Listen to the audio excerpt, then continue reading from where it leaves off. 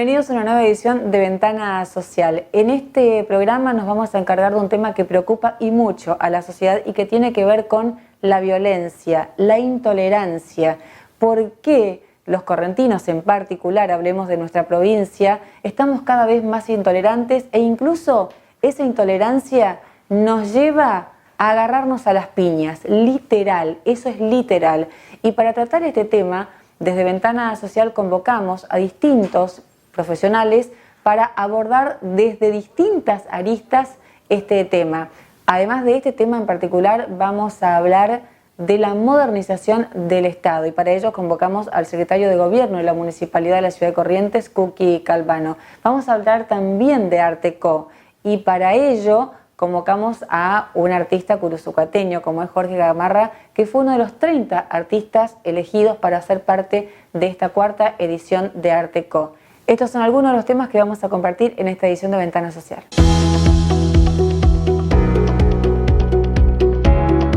Cuando hablamos de modernización estatal, pareciera ser una frase que está muy lejana a los vecinos, a la vida diaria del vecino de la capital correntina. Pero en realidad, lo cierto es que cuando se moderniza el Estado, influye mucho en esa vida cotidiana del vecino, porque, por ejemplo, le permite ahorrar tiempo, le permite incluso ahorrar dinero. Para entender un poco más de qué se trata este tema, convocamos para dialogar con Ventana Social al secretario de Gobierno de la Municipalidad, Kuki Calvano. Y justamente le preguntamos, ¿de qué hablamos cuando hablamos de modernizar el Estado?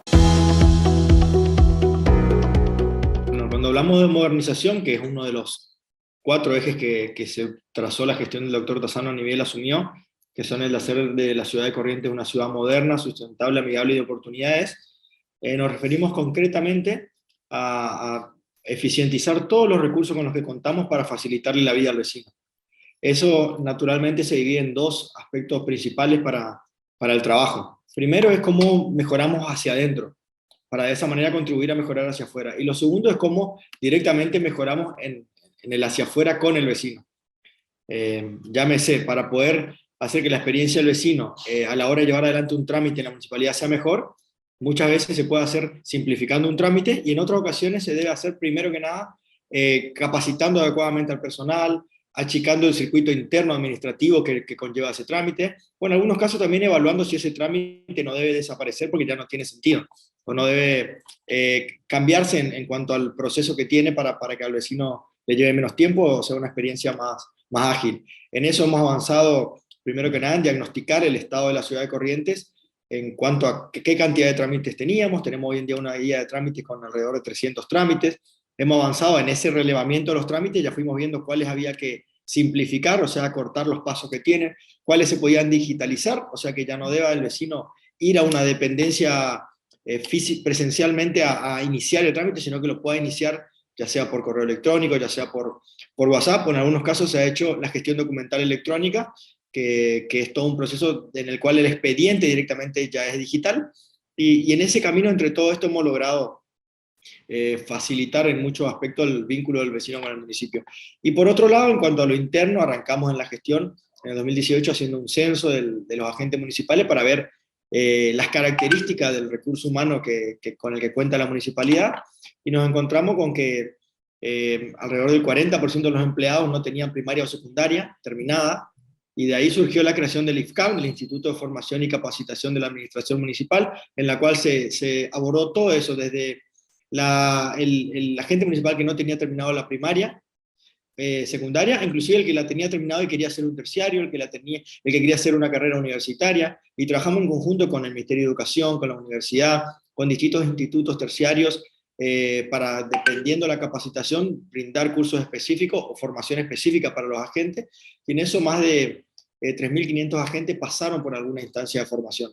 En ese camino, bueno, empezamos, la verdad que eso repercutió en que la gente tenga mayor posibilidad de dignificarse, cumplimentando con su formación personal y de esa manera pudiendo hacer una mejor tarea en su trabajo. También retomamos la posibilidad de la mejora de la gente mediante los concursos, ya sea para pasar a planta permanente o para concursar por cargos. O sea, al recuperar la carrera municipal, la gente también tiene un incentivo para seguir creciendo. Y como decimos nosotros siempre, que él crezca personalmente repercute en que brinda un mejor servicio al vecino, que al final de cuentas lo que nosotros somos como una gran empresa prestadora de servicios para los vecinos de la ciudad. Entonces, hicimos ese doble trabajo permanentemente mirando hacia adentro y mirando hacia afuera, y buscando de esa manera que Corrientes sea una ciudad moderna, que, repito, no es solamente la incorporación de tecnologías o de digitalización o de procesos informáticos, sino muchas veces es poner inteligencia, poner preparación para ver qué es lo que podemos en el día a día mejorarle al vecino. El mirar hacia adentro, también con todo este trabajo que vinieron haciendo Cookie, me imagino, digo, es un proceso importante para también de alguna manera lograr lo otro, porque si no tenés un personal capacitado es muy difícil llevar adelante el otro proceso. Exactamente, son las dos caras de la misma moneda, eso es lo que desde el primer momento identificamos, por eso comienzos ya del 2018 hicimos un censo, para ver dónde estábamos parados, y como te dije, si el 40% de tus agentes no tiene terminada la escolaridad, no es que no quieran, en muchos casos no tienen las herramientas suficientes para afrontar un proceso de informatización de un expediente, de un trámite. Lo bueno es que en ese mismo censo que nos dio el pantallazo inicial, vimos que más del 80% quería seguir mejorando, quería terminar el colegio, quería seguir formándose el que había terminado. Muchas veces nos encontramos con que los jefes no le daban permiso para ir a estudiar, no le permitían formarse. Nosotros al contrario pasamos al otro extremo de fomentar, impulsar permanentemente. Trabajamos con el gremio para que también ellos hagan hincapié en esto, nos terminaron reconociendo que fue un acierto, y además de esto, cuando alguien termina el colegio, por ejemplo, automáticamente tiene un incremento en su salario. Son cosas que también se ven impactadas en el bolsillo, que también es otro incentivo más. Pero bueno, ver a agentes municipales terminar un curso de formación y que vaya a la familia como que se hubieran egresado de una carrera universitaria, para los que pudimos hacerlo, fue sumamente emotivo y nos demostró que estábamos en un camino de dignidad, como dice el intendente, porque también esto empezó cuando en campaña los agentes le pedían al intendente que no haya más maltrato, que no haya persecuciones, que pueda haber posibilidades de mejora.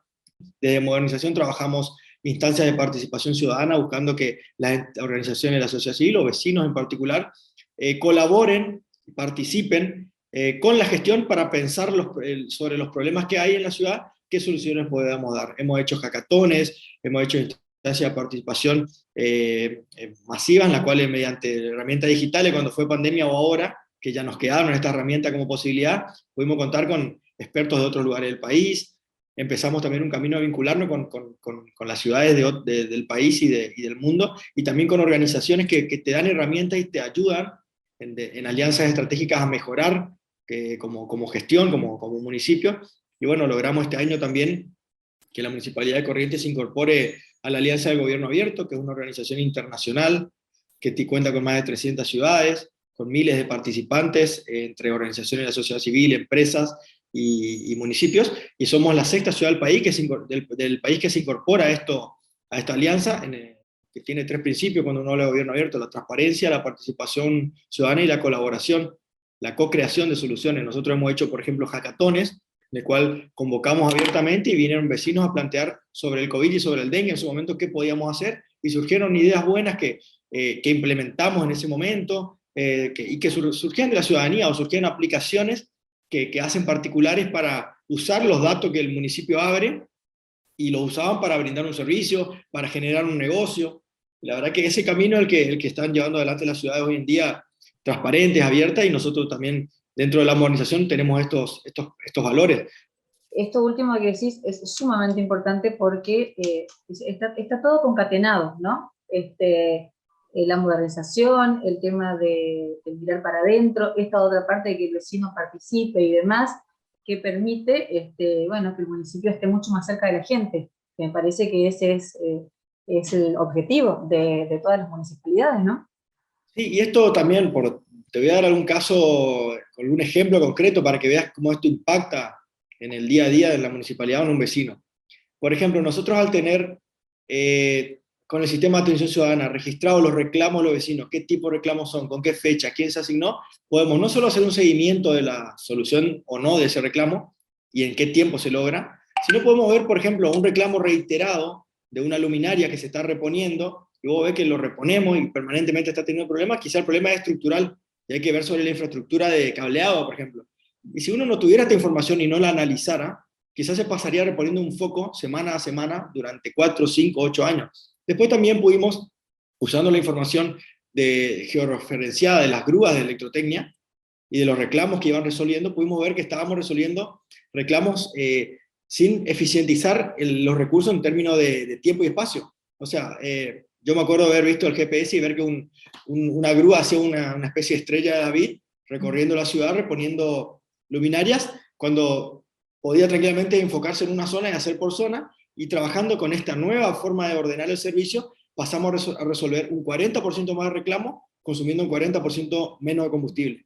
Entonces, ¿eso qué significa? Que los recursos del vecino se están cuidando, se están usando, quizá con el mismo recurso estamos reponiendo más luminaria en menos tiempo, y eso repercute en que ese vecino tiene ese reclamo resuelto más eficientemente. Entonces, todas estas cosas que uno por ahí nombra de la modernización, del reclamo registrarlo, y de tener esta información, cuando después la usás para tomar decisiones, nos permite saber y utilizar mejor la plata del vecino, que al fin y al cabo es lo que uno administra. Esto lo que acabas de decir es justamente el para qué, hacia dónde va, y la gente como que lo baja más a su realidad.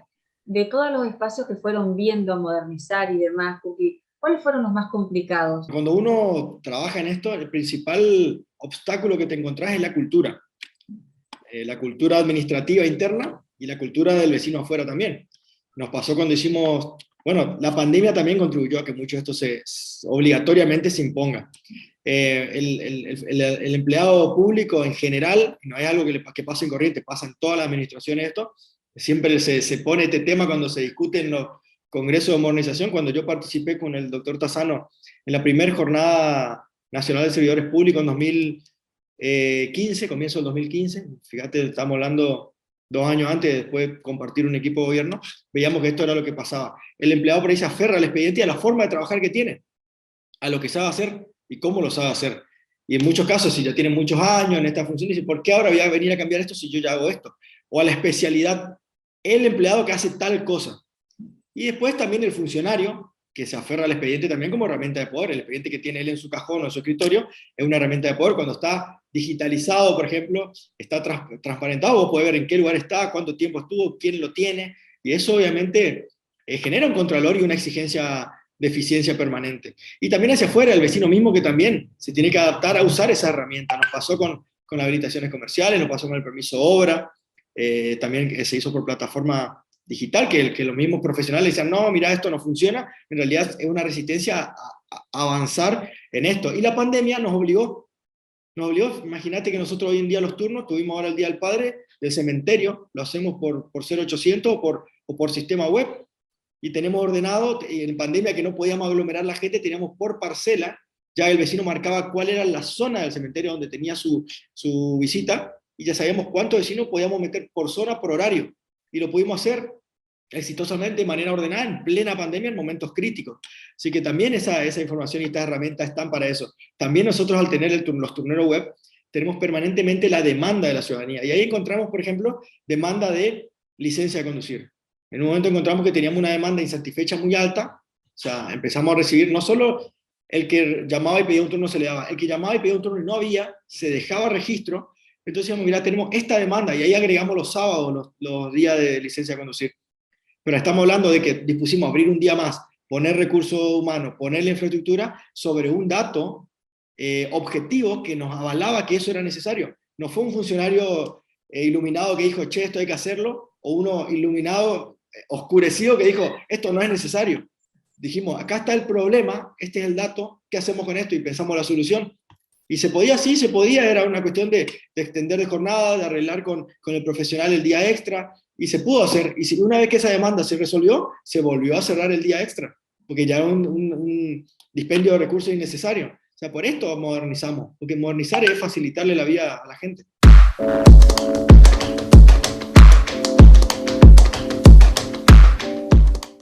El Constructor, tu amigo siempre. Todos los materiales para refaccionar, ampliar y mejorar tu vivienda. También atendemos obras de mayor escala. Cemento común y especial de albañilería, artículos sanitarios, electricidad, pinturas, accesorios, también aberturas. ¿Necesitas herramientas? Tenemos equipos y maquinarias para asegurar el trabajo. precios que funcionan y planes que alivian. Tu pregunta no molesta. Si tenés tarjeta naranja, hacé mover tu obra. No te quedes de brazos cruzados. El Constructor. Estamos en Avenida Maipú, esquina Larratea, en el ingreso al barrio Doctor Montaña. Contactanos al teléfono 3794 97 82 83.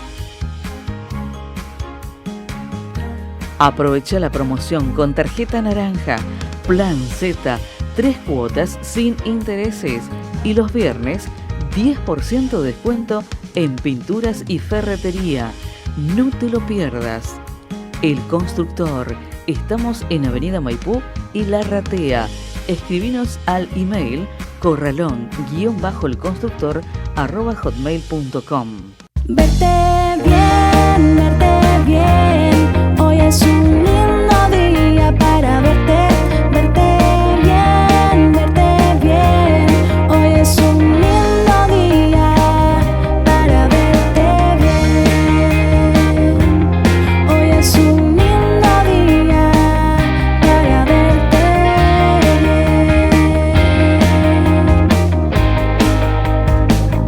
para verte bien.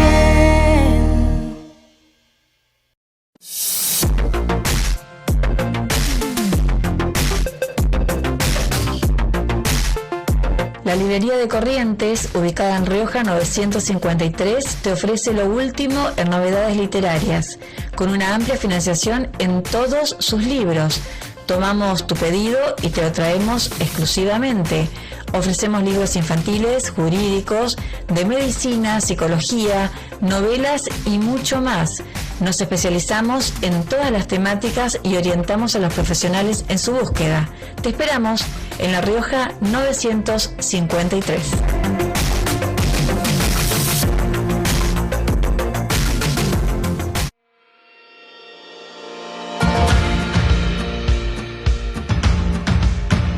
Mi nombre es Ivoti Persíncula, soy abogada y escribana. Mi nombre es Ángeles Pereira, soy contadora pública. Soy Gabriela Schilling, soy abogada. Soy Bruno Testi, soy abogado. Soy la doctora Tatiana Tirelli. Mi nombre es Karina Soto, soy abogada. Soy Diana Rojas, soy abogada. Soy Matías Robledo. Hemos creado la consultoría jurídica Iberá para que el desafío sea en equipo. Este equipo de trabajo. Jóvenes profesionales. Trabajo en equipo. Consultoría jurídica Iberá. Iberá Consultoría Jurídica. Iberá Consultoría Jurídica Contable. Iberá Consultoría. Iberá Consultoría Jurídica. O Iberá Consultoría. Consultoría Jurídica Iberá. Consultoría Iberá.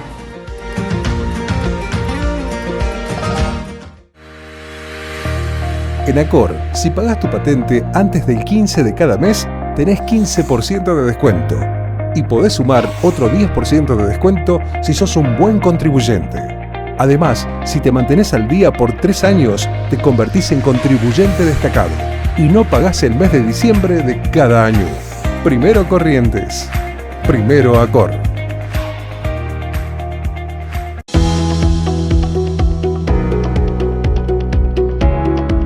Y hablemos de violencia.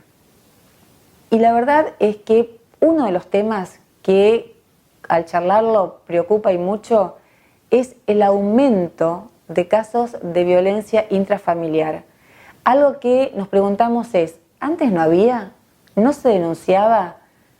¿Se conoció aún más después de la pandemia? ¿La pandemia hizo que esto se incrementara? ¿Qué razones le encontramos a la cantidad de casos cada vez mayores de violencia intrafamiliar que hay? Por eso justamente dialogamos con Matías Robledo. Esto nos decía. En relación a los aumentos de casos de violencia, que si bien esto se viene dando ya desde hace un tiempo, creo que siempre lo venimos conversando, que es una cuestión que la pandemia ha incrementado. Evidentemente ya no podemos seguir hablando de pandemia porque la situación ha cambiado, pero lo que no cambia es el aumento y el incremento de los casos de violencia. Hasta no hace muy poco tiempo teníamos un aumento aproximadamente de hablamos hasta el 50% de lo que suele ser normalmente. Y sin ir más lejos, hace pocos meses tenemos la posibilidad de trabajar con 3 juzgados más en competencia de familia, niñez y adolescencia, y fíjate que justamente haciendo una investigación en relación a los números de las causas, me sorprendí nuevamente en relación a la nueva suma en el incremento de los casos de violencia. No dan abasto los jueces, no dan abasto las secretarías que trabajan con esta temática, y la verdad es que pone de manifiesto y pone el ojo nuevamente en esto, de decir, bueno, ¿qué está pasando? ¿Qué está pasando con la familia? ¿Qué está pasando con el género? ¿Cómo tenemos que ir viendo esta cuestión de resolver realmente, por lo menos para tratar de disminuir estos casos? O tal vez pensar antes, ¿no se denunciaba?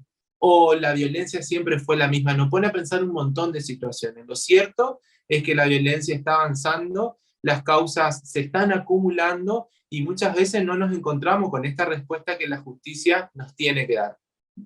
Y los juzgados de familia, Matías, porque vos decís, la justicia no nos responde, las causas se acumulan, ¿son suficientes los juzgados para atender este tipo de situaciones?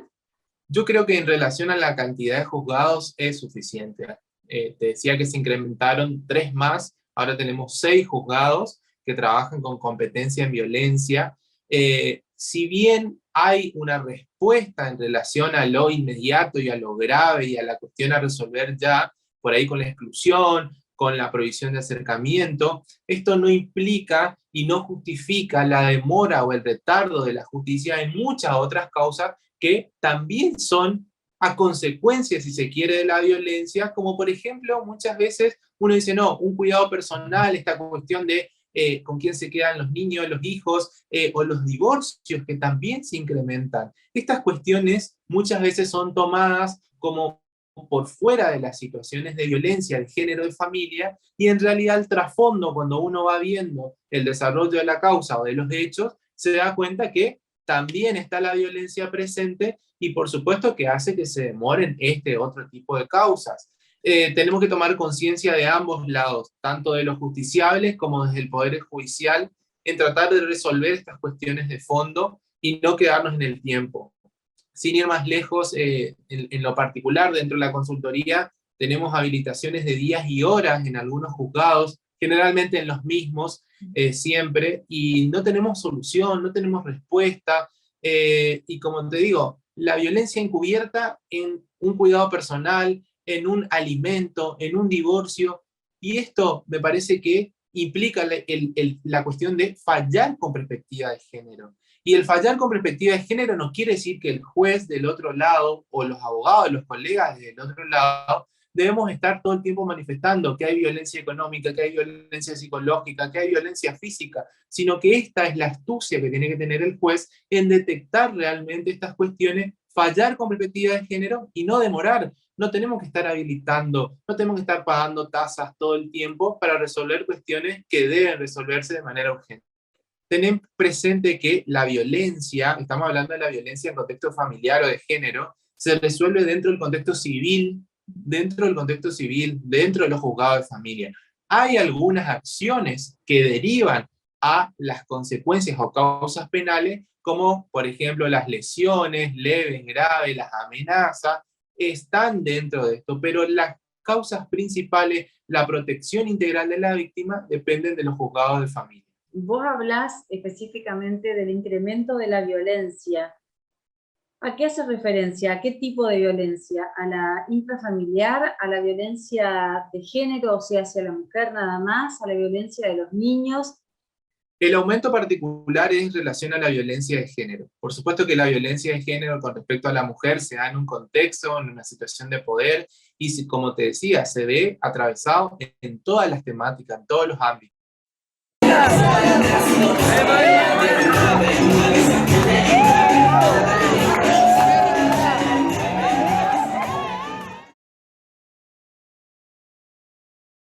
En los últimos días circularon por las redes sociales y en los grupos de WhatsApp un par de videos donde mostraban que literalmente un grupo de chicas se fue a las piñas. Estaban en un boliche disfrutando de la noche y terminaron a las piñas. Usted me dirá, no son las primeras.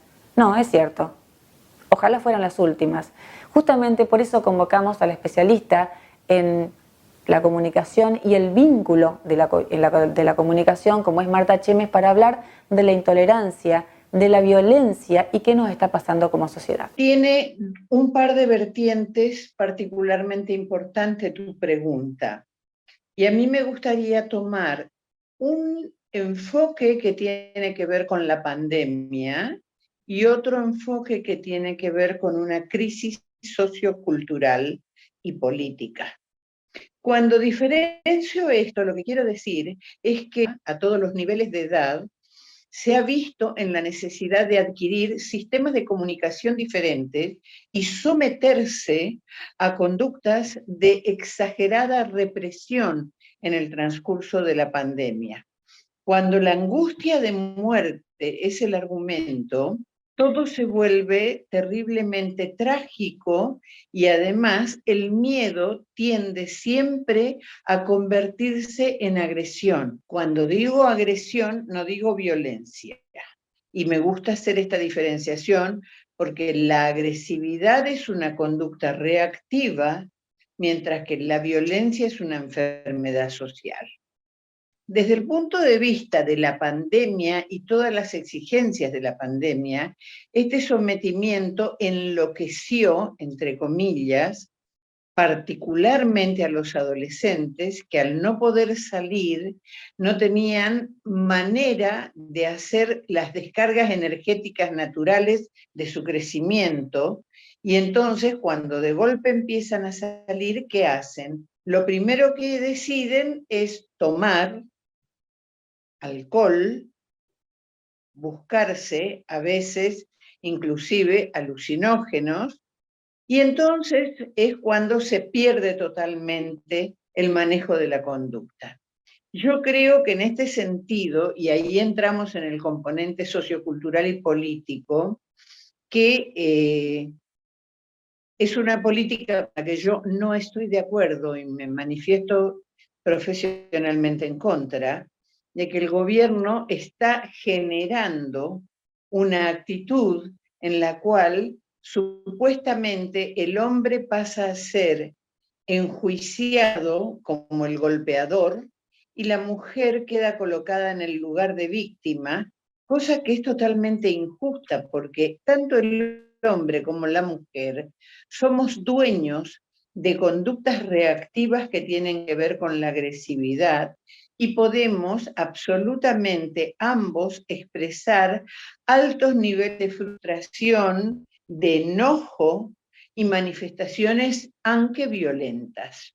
Por lo cual, en realidad, no se trata de ese concepto que estamos manejando cotidianamente que se llama ni una menos, donde parece que todos los hombres fueran asesinos y todas las mujeres fueran víctimas, sino que porque esto lo que hace rápidamente es enloquecer a la mujer, porque la coloca en un lugar de víctima que rápidamente le propone la agresión y le legaliza la agresión como una salida, que no es así.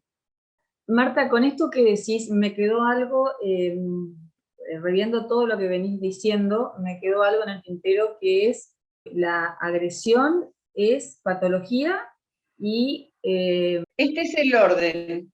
A ver. La agresión es una conducta reactiva. Es una reacción a través de la cual habitualmente lo que intentamos es defendernos. Y la violencia es una conducta patológica porque se convierte en un rasgo de personalidad, que también termina siendo un rasgo cultural. ¿Qué es lo que estamos viviendo hoy? ¿Agresión o violencia? ¿Cuál de las dos cosas es lo que más, qué es lo que más estamos viendo en la sociedad hoy? Yo creo que lo que está legalizado es la violencia. Se está legalizando la violencia. El hecho de que haya como una suerte de permiso tácito de una ingesta de alcohol desmedida en todos los espacios nocturnos, hace que de alguna manera se propicien espacios que ya contienen la violencia como una especie de actitud constante. Se convierte rápidamente todo en una actitud de provocación permanente, que es lo que está pasando en los boliches nocturnos, como sucedió las otras noches, el hecho al que te referías vos, que realmente fue una cuestión donde yo creo, Laura, que esto es igual a lo que pasa en la calle. Estamos teniendo piñas de autos diariamente, en particular viernes, sábados y domingo. Pero, ¿qué sucede? No hay un control que nos permita decir la ingesta alcohólica y el control de la alcoholemia están a la orden del día y la gente se cuida permanentemente de manejar. No está pasando eso. Sin control, ¿el ser humano hace lo que quiere? El ser humano actúa en base a la propuesta sociocultural que las políticas de cada comunidad proponen. Si la política propone cuidado, la gente se cuida. La gente no vive del instinto de muerte, Laura. La gente vive del instinto de vida. Entonces, si las autoridades hacen propuestas que actúen llevando adelante todo lo que tiene que ver con me cuido, te cuido, busco la mejor manera de hacer que lo tuyo y lo mío sea agradable y que esté cargado de bienestar, esto se concreta así, tal cual te lo estoy diciendo. Como habrán visto, venimos pasando o hablando de violencia en distintos aspectos o en distintos espacios sociales.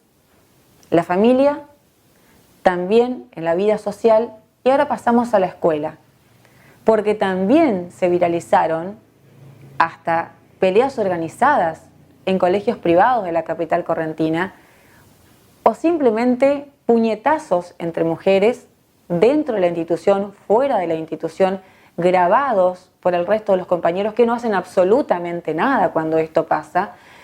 Y para hablar de este tema convocamos a la neuropsicoeducadora María José Haddad, especialista en el tema, para que nos ayude a entender un poquito más de qué está pasando con los chicos, sobre todo, y si esto tiene que ver o tiene alguna relación con lo que nos dejó la pandemia. Ya no hablamos de casos aislados, sino de al menos 2 hechos que llegan a los portales de noticia por semana y tantos otros que suceden en el silencio de las aulas y patios. Me pregunto, ¿qué nos está sucediendo para que estemos naturalizando tanto la violencia? ¿Será acaso que el exceso de las pantallas que consumimos nos confunde y nos vuelve más insensibles? Creo que sí. Y creo que al exponer a nuestros niños a tantas pantallas y a tanta ausencia de afectos, estamos formando nuestra propia serie de terror. Claramente las pantallas son solamente un factor que incita a naturalizar la violencia. También tenemos la mala gestión de las emociones, que es otro gran detonante de la violencia, ya que funcionamos como volcanes en erupción que estallamos frente a otra persona, volcando la tristeza, la ira contenida en nuestro ser. No podemos desconocer que detrás de todo acto de agresividad hay una persona que sufre y que muestra su sufrimiento lastimando a alguien más. Y es allí donde tenemos que intervenir y tenemos que acompañar a ese niño, a ese adolescente que necesita ser escuchado y que necesita aprender a gestionar sus emociones. ¿Qué estamos dejando pasar? ¿Qué no estamos viendo? Veo a docentes agobiados por no saber de qué manera contener a los chicos en las aulas. Veo niños viralizando peleas como algo gracioso para conseguir más likes en las redes sociales. Veo también padres que no saben muchas veces cómo proceder o sienten que están excedidos por la situación y directamente se bloquean y no hacen nada, y también veo un Estado ausente. Ahora, la cuestión no está en qué es lo que vemos, sino también en qué es lo que no hacemos, porque acá claramente hay un no accionar social, y es que no estamos conteniendo, no estamos escuchando y no estamos atendiendo a nuestros niños y adolescentes lo que realmente ellos necesitan y nos están demandando. ¿Tenemos que decir que esto es problema de la pandemia nada más? ¿Que esto es es producto de la pandemia? ¿O vos lo venís viendo desde antes de la pandemia y que ahora se exacerbó? Lamentablemente la violencia viene de muchísimo tiempo. Desde que el mundo es mundo hay violencia, y antes no se exponía tanto esto. ¿Por qué? Porque no teníamos redes sociales, porque no había tantas maneras de contar lo que estaba pasando, pero en realidad siempre hubo violencia. Actualmente se intensificó más y se incrementaron las cifras. ¿Por qué? Porque salieron de estar casi 2 años encerrados los chicos, donde estuvieron con muy poco contacto y reprimiendo muchas de las cosas que les pasaban, con muchas frustraciones, con muchas cosas que no pudieron vivir, que no pudieron pasar, y también estuvieron mucho tiempo solos. Y ahora que estamos en esta post-pandemia, que los chicos están asistiendo de manera regular a la escuela, se está mostrando realmente lo que se construyó en esta pandemia. Esto que se construyó, de alguna manera, ¿puede ser el reflejo también de hogares violentos?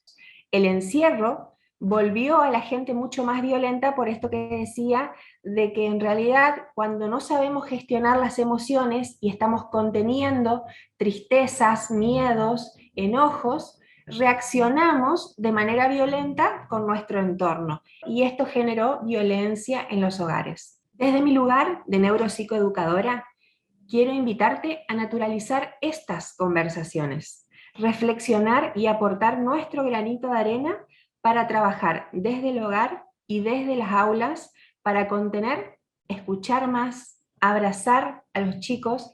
Si sentís que no podés manejarlo, pedí ayuda. Hay profesionales que pueden acompañarte a salir de esta situación. Pero definitivamente la violencia no debe ser nuestra carta de presentación como sociedad. Los espero el sábado 2 de julio en el Salón Auditorio del Instituto de Cardiología a las 10 de la mañana para una charla sobre violencia escolar.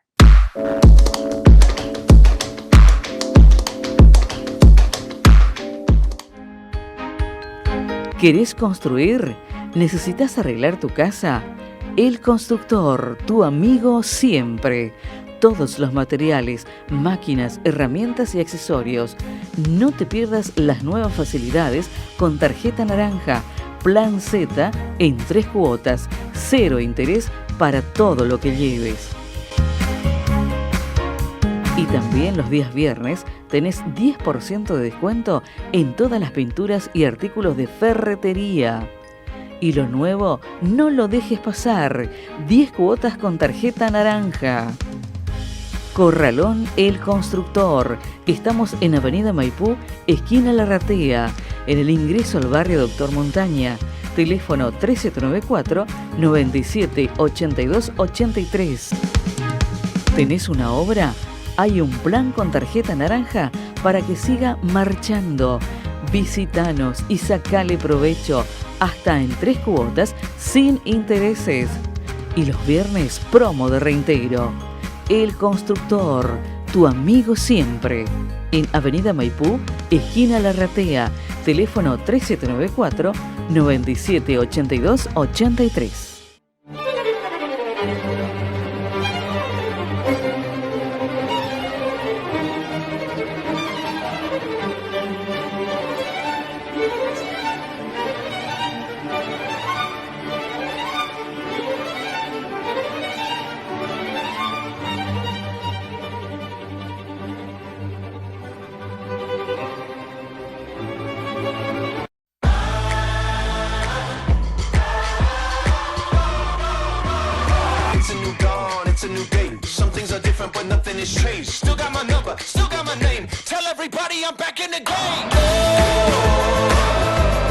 Over this is happening. I am back again.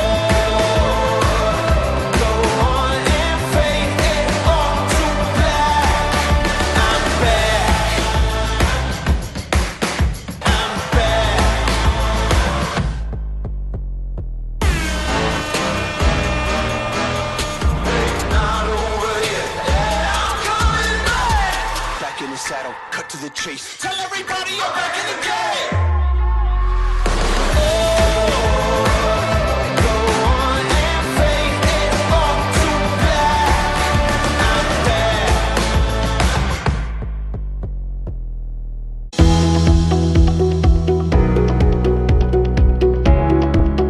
Fueron los artistas correntinos convocados o seleccionados para participar de la 4ª edición de Arteco que se realizó en la ex usina. Uno de ellos es oriundo de Curuzú, Cuatiá, y por supuesto que Ventana Social quiso conocer cuál fue su obra, cómo se presentó, qué sintió en esta edición de Arteco. Por eso es que le preguntamos así directamente a Jorge Gamarra cómo vivió esta nueva edición de la Feria de Arte Contemporánea más importante de la región. La verdad que cuando me inscribí fue por invitación de una pintora local y medio que la producción hacía, digamos, empecé a pintar de vuelta hace un par de años y tenía poca producción y bueno, mandé lo que tenía y ahí quedé seleccionado. Habían seleccionado 30 artistas de toda la provincia, entonces como que fue como un... entré como tenso a la feria y porque no sabía bien cómo era el sistema y después cuando empecé a ver los artistas del interior, que en su momento había hecho yo encuentros de artistas en Curuzú, Cuatiá, y los volví a encontrar y toda la calidez con que me recibieron, la gente de Cultura Corriente también que me recibió con mucho afecto y entonces me empecé a sentir como en casa. Ahora es como que estoy tomando conciencia de lo que hoy por hoy es Arteco, digamos, este año, hoy leyendo una nota de Gabriel y la relevancia que tuvo este año Arteco a nivel litoral, la verdad que muy, muy contento y es como que ahí recién te cae la ficha que estuviste entre los 30 seleccionados. ¿Qué presentaste? Estoy trabajando en lo que se refiere a pintura, justo fue el tema pandemia, entonces me prendí por la batalla final del Apocalipsis, y a eso le voy dando un tinte personal, porque presenté 2 obras de 1,50 m por 1, una lo que es la batalla misma y después la otra tenía un tinte personal de lo que se refería a la reflexión de todos lo que se refiere, lo que es los demonios de cada uno, de lo que se refiere a ataduras, a negaciones, a todo ese tipo de cosas que no te dejan crecer, entonces los representé como los demonios personales. Cuán importante es este tipo de encuentros, no solo para la hora de la venta, sino a la hora de las relaciones, porque ahí en ese espacio habían galerías de Paraguay, galerías de Buenos Aires. ¿Qué significa para el artista poder entrar en ese mundo y de relaciones y de contactos? Y es como una especie de puerta que se va abriendo, ¿no es cierto? Porque inevitablemente, por más que ponerle... por más que presentes 1 o 2 o 3 obras, ya te empiezan a tener visto y de alguna manera buscan los contactos, que es mucho más fácil ahora con el tema de las redes sociales. Y después del tema de la feria, empiezan a aparecer todos esos nombres de esos galeristas. Y con la ayuda del tema de las redes, ese mundo se va haciendo más chiquito. Eso es la importancia de este tipo de espacios de mercado de arte. Más allá de tu presentación en particular y de la vivencia personal, ¿qué vio Jorge Gamarra en la feria? Que lo que veía, digamos, yo vi todo el tema de la diversidad de lenguajes y toda la diversidad de lenguaje que viene con la generación nueva curuzucuateña, la plástica curuzucuateña. Tuve la posibilidad, bueno, fueron mis hijas, que también tienen inquietudes artísticas, y ahí es como que es algo personal porque la estaba esperando ansiosa que lleguen al mercado y que entren y consumieron todo, por supuesto. El tema de la diversidad, del tema de lo que se refiere a los tipos de lenguaje que maneja que se maneja hoy por hoy en la plástica correntina, el tema de las expresiones, el tema de la necesidad de decir algo, no puedo dejar de pensar de que mis gurises, los gurises locales, empiecen también a tratar a tratar de empezar a explorar esos espacios y reunirse y que consuman lo que había, por ejemplo, en Arteco. Yo inevitablemente pensaba en que todos los estudiantes de artes visuales y locales y toda esa gurizada nueva que se viene, que me mostró lo que hacen con las garitas el año pasado, decidir y pensar de qué manera podemos llegar al próximo Arteco, la próxima oportunidad que existan, estos gurisitos nuestros que salgan y vean y se sientan y sientan de que van por buen camino. Qué importante, ¿no? Que un artista de tu talla, de tanta trayectoria, reconocimiento y trabajo, primero me reconozca que le fue muy difícil llegar a donde llegó, porque es lo que estás reconociendo, y segundo, que estés pensando en las futuras generaciones, que no tengan que pasar por todo eso que vos pasaste. Sí, porque siempre, todo el tiempo, desde allá, hace 10 años atrás, cuando empecé a recorrer Santa Fe y todo eso, Buenos Aires o Entre Ríos, tengo el ejemplo de Luis Molina, que lo conocés, sabés quién es Luis Molina, el talento que tiene, con 77 años sigue pintando, él es impecable, y cuando allá ya en ese entonces yo salía, pensaba en Luis Molina, que Luis Molina no tuvo esa oportunidad. Y por ejemplo, Sonia Fernández también, que es una de las destacadas de Curuzú, que acaba de ganar un premio a nivel internacional rotariano. Entonces yo pensaba en esas posibilidades que no había tenido Luis, y inevitablemente empezás a pensar en que en algún punto vos tenés como una llavecita que vos tenés que hacer el caminito para que las nuevas generaciones comiencen a mostrarse. Curuzú Cuatiá dice cuna de músicos chamameceros nomás. Y a mí me resulta cómico esto, te lo comparto porque siempre pensaba, Curuzú Cuatiá, cuna de músicos chamameceros, la sucursal del cielo, todo se refiere a la música. Ahí a Gamarra se le ocurrió hacer plástico.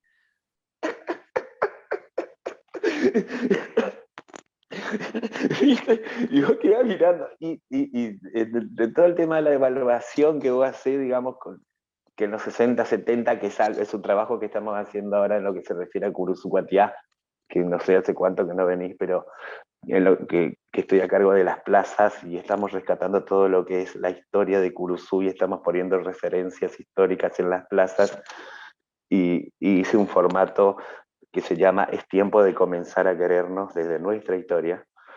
Y ya había investigado todo lo que se refiere a los maestros plásticos curzucuateños que estuvieron en los 70. Imagínate, yo en los 70 nací, o sea, no los conocía nadie. Y después se produjo una especie de bache así, y nadie sabía para qué lado arrancar, y cuando yo me animé a hacer algo con las plásticas locales, no sabía de dónde prenderte, me tuve que prender.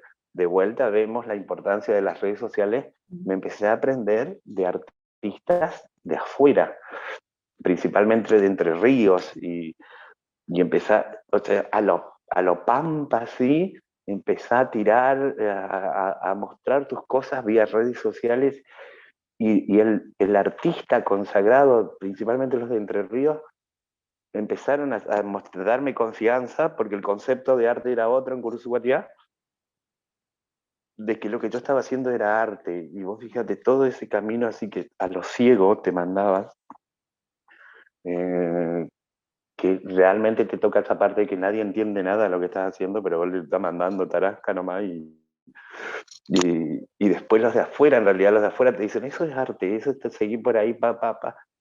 Y hoy resulta que ahora dicen, son 30 solamente los seleccionados en todas las provincias y estás ahí como que darle relevancia a esa gurizada que viene atrás. Otra vez pienso en la gurizada de atrás y en la gurizada de atrás, que es una generación que no se puede creer.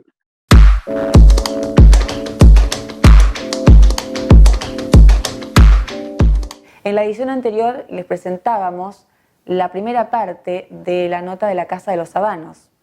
Les prometíamos que en esta edición vamos a compartir una segunda parte de esa nota y es lo que vamos a hacer. Por eso seguimos dialogando con Lucía Alzogaray de la Casa de los Habanos. Antes todos tenemos esta asociación del habano con dos perfiles como muy determinados. El perfil de aspiracional, de la persona con el traje caro, hombre en general. Ahora podemos ir rompiendo con estos mitos, pero antes era un hombre exitoso de negocios, que el habano era como parte de toda esta imagen muy asociada al lujo y por ahí como económicamente una solvencia, estaba muy relacionado con eso. O en el otro perfil, el señor mayor, barbudo, como con su club de fumadores de habanos, como en una cosa muy cultural y elitista.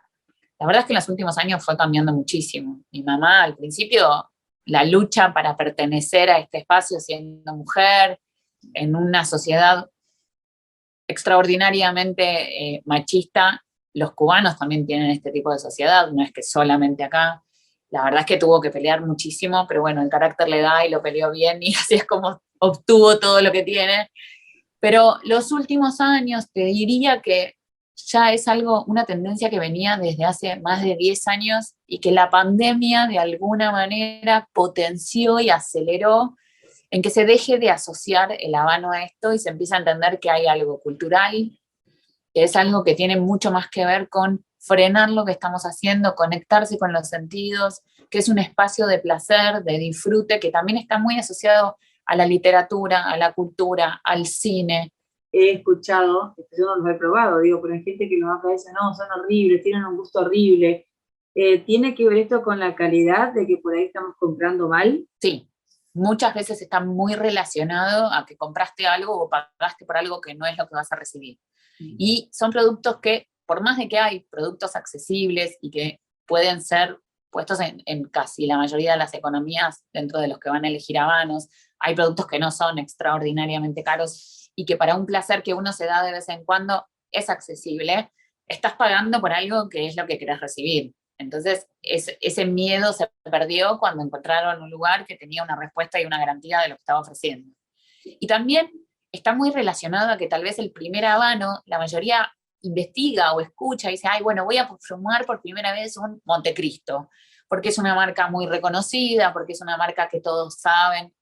Y el Montecristo, para el fumador que va a probar por primera vez, es invasivo, es fuerte, es súper intenso, tiene un montón de complejidad en boca. Entonces dice, no, la verdad es que yo no sé cómo a la gente le gusta. Y porque tal vez no empezaste por donde tenías que empezar. Lo mismo puede pasar con un vino como muy corpulento, y si la primera vez que probas un vino y no tenías una experiencia en el paladar de este perfil de sabores, lo probás por primera vez, que te parezca mucho. Yo siempre recomiendo 3 puntos para el que va a empezar a fumar. Primero, que si van a elegir habanos, habanos es una denominación de origen protegido. Habano es siempre cubano, de una parte pequeña dentro del territorio de la isla, no toda la isla tiene la posibilidad de cosechar para después armar habanos, y es un producto totalmente artesanal que no tiene máquina. Eso es habanos, denominación de origen protegido, como si estuviésemos hablando de champán. Porque después se confunde y por ahí hablas de puros, pero en realidad son puros y no son habanos. Entonces, cuando es habanos, siempre va a tener una calidad inherente, incluso el más accesible de los habanos va a ser bueno. Entonces siempre les digo, no vayan a las marcas más caras, vayan a las marcas más accesibles para empezar, a las más suaves. Sí o sí elijan alguna de las marcas. Habanos tiene 27 marcas distintas y dentro de esas 27 marcas más de 250 vitolas distintas. O sea que opciones hay muchísimas. Entonces siempre a las marcas más suaves. Y después a un tamaño que no sea ni demasiado corto ni demasiado largo.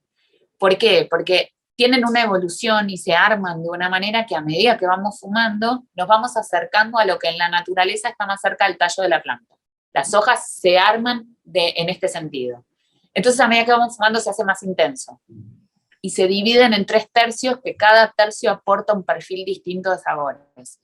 Entonces, si empiezan por uno más cortito, ya va a empezar más fuerte, va a empezar más intenso. Entonces les digo, elijan uno que no sea tan largo como que la primera vez vas a estar 1 hora y media fumando, porque tampoco va a tener sentido y les va a parecer un montón, pero tal vez uno de 35, 40 minutos que les permita esta evolución en los sabores y este empezar no tan fuerte, y que vayan a disfrutar toda esta posibilidad. Y si tuvieras que hablar de maridajes de un habano, ¿cuál sería para vos el mejor? Digo, un momento de relax con un vino, con un whisky, con un champán. Con todos los que nombraste. No. Definitivamente. Bueno, maridaje ideal para un habano es básicamente la bebida que más te gusta acompañar. Si sos del café, el maridaje ideal para tu habano va a ser el café. Y entonces elegir un café y preguntar, bueno, a ver, a mí me gusta el café es de este tipo, el colombiano así. Bueno, ¿qué habano puede acompañar? Si sos del vino, va a haber un montón de marcas de habanos que van a acompañar al vino. Si te gustan los whiskies o si te gusta el ron. La idea es que encuentres algo que te potencie los sabores, pero siempre manteniéndote dentro de los gustos personales. Para eso hay tantas posibilidades. Entonces, el maridaje ideal es encontrar cuál es el habano que se junta y que potencia los sabores de la bebida que a vos más te guste. Y también hay veces que no queremos maridar con otra bebida, y en ese caso el agua acompaña súper bien. El chocolate es un muy buen compañero de los habanos. En un momento, sí, elegir uno que no sea demasiado grasoso, que no tenga mucha cantidad de leche, tratar de buscar los que tienen más de 60-65% de cacao. Hay que saber elegir y hay que asesorarse bien, pero siempre es a los gustos personales. Y después también hay algo que tiene mucho que ver con el momento, como el maridaje sensorial o el maridaje emocional. Si estoy acompañado de alguien, el tiempo que tengo, o bien, ¿qué comí? Si comí una comida muy picante, o si comí una comida con carne, o cordero, o algo así como muy potente, o un guiso de lentejas, o voy a tratar de encontrar un habano que se acompañe a ese momento y que mantenga la misma intensidad. No hay momento del día, cualquier momento. El que a uno le parezca que tiene ganas en el momento, o que tiene el tiempo para poder dedicárselo, o que necesita cortar. Porque también está muy asociado a eso. Vengo de trabajar, de hacer un montón de cosas y necesito 20 minutos, media hora de un corte, ese es el momento ideal también, porque te lleva a esto. A ver, primero que maridás con todo, o sea, degustás con todos los sentidos. Lo tocas, te fijas que esté en condiciones, lo escuchás, lo lees. Tenés este ratito del corte, el ritual del corte, del encendido, de empezar a fumar. La fumada es siempre muy consciente. Tenés que ponerle conciencia, tenés que aprender cómo a disfrutar de ese momento. Es muy raro ver a una persona que esté fumando habanos y esté haciendo otra cosa.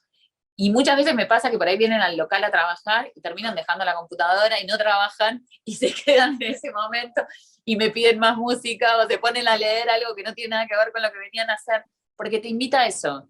Entonces, el momento ideal es ese, el que vos tenés para dedicárselo.